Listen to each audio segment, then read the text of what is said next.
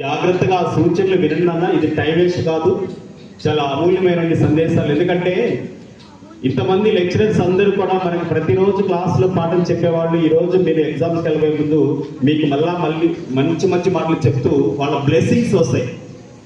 జన్మనిచ్చిన తల్లిదండ్రుల తర్వాత విద్యాబుద్ధులు నేర్పే గురువులే సాక్షాత్తు తల్లిదండ్రులతో సమానం. కాబట్టి అలాంటి వాళ్ళ ఆశీస్సులు తీసుకుంటే అద్భుత ఫలితాలు ఖచ్చితంగా వస్తాయి.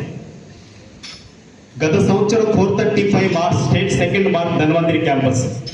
సో మరి అలాంటి ఆ విధంగా 435 మార్క్స్ మనం 436 భాష్యం మెడిక్స్ స్టేట్ ఫస్ట్ మార్క్ అనమాట.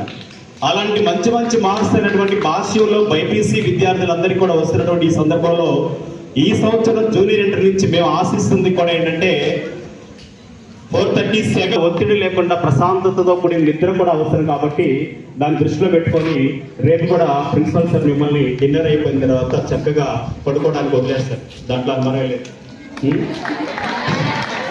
ఎందుకంటే మీరు పడుకోవడానికి వదిలేసినప్పుడు పడుకోకుండా దీన్ని చప్పట్లు కొట్టుకోవచ్చు శుభ్రంగా. ఎందుకంటే మనకి ఎలా అనిపిస్తుందంటే కొద్దిగా సమయం రోజు 10:30 స్టడీ అవర్ పెట్టేటప్పుడు 9కో 9:30 వదిలేస్తే చాలు, అమ్మయ్య ఈ రోజు అరగంట వదిలేరా స్వామి ఇంకే ఉంది అని చెప్పేసి చాలా ఆనందం వస్తుంది అనమాట. ఎందుకంటే 10 కూర్చొని అలవాటు అయిపోతుంది కదా ఇట్లాంటి పరిస్థితులు. కానీ అది మళ్ళీ నిద్రపోవడానికి ఉపయోగిస్తే మనకి ఎగ్జామ్లో ఎలాంటి అలసట లేకుండా ఆందోళన లేకుండా ఉపయోగపడుతుందనే ఉద్దేశంతో సార్ అలాంటి డెసిషన్ తీసుకుంటాడు. అలాగే ఇంకా ఏంటంటేనన్నా మనం ఫైనల్గా ఇవన్నీ ఎగ్జామ్ హాల్కి వెళ్ళిన తర్వాత ఎలా ఉండాలి ఏంటి, అక్కడ ఉన్నటువంటి పరిస్థితులు ఏంటి, ఇవన్నీ కూడా ఫస్ట్ ఇయర్ ఉన్న అంటే సెకండ్ ఇయర్ వాళ్ళకి ఒక ఐడియా ఉంది. ఫస్ట్ ఇయర్ వాళ్ళకి ఏంటంటే కాలేజీ స్థాయిలో పబ్లిక్ ఎగ్జామ్స్, పబ్లిక్లో ప్రైవేట్గా మనం ఈ రోజు మన కాలేజీలో రాసాం, పబ్లిక్లో రాసినప్పుడు ఏంటంటే చుట్టుపక్కల ఉన్నటువంటి స్టూడెంట్స్ నుంచి కొన్ని చిన్న చిన్న సమస్యలు వస్తుంటాయి.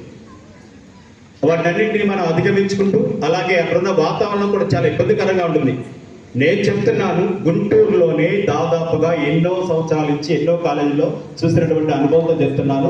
గుంటూరులో మీరు బయటకు వెళ్ళి ఎగ్జామ్ రాసి వచ్చిన తర్వాత అసలు ఏంటి బయట కాలేజెస్ ఇలా ఉన్నాయి ఏంటి, అసలు ఫ్యాన్ తిరగడం ఏంటి, బెంచెస్ ఏంటి ఇలా ఉన్నాయి, లేకపోతే చుట్టుపక్కల వాళ్ళు ఇలా ఉన్నారని చెప్పేసి ఇలాంటివన్నీ కూడా మీకు చాలా ఒక రకంగా అనిపిస్తున్నమాట. ఇవన్నీ చూస్తే అద్భుతమైన క్యాంపస్ మన ధన్వంతరి అని చెప్పేసి ఒక మనస్ఫూర్తిగా మీరు అనుకుంటారు. దాంట్లో అనుమానం లేదు. ఎందుకంటే సీనియర్స్కి ఇది ఆల్రెడీ ఒక అనుభవం. సీనియర్స్ అందరూ కూడా బయటకు వెళ్ళిన తర్వాత చెప్పారు కొంతమంది పిల్లలు, సార్ అసలు భూత్ బంగాళాలు వేశారు ఎగ్జామ్ సెంటర్, లేకపోతే రేకుల షెడ్లు వేశారు, పైన ఫ్యాన్ కింద అంటుంది, కిందేమో బెంచ్ ఏమో గుర్రు అంటుంది.